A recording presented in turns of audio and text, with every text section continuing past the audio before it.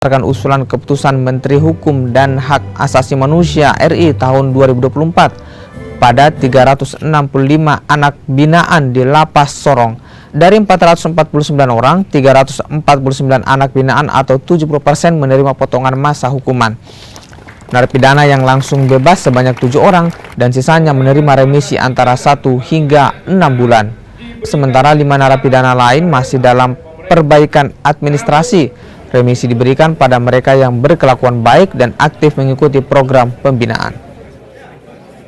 Ibarat mereka ini harus mengikuti aturan yang SOP yang sudah dalam lapas terkait keluarga binaan.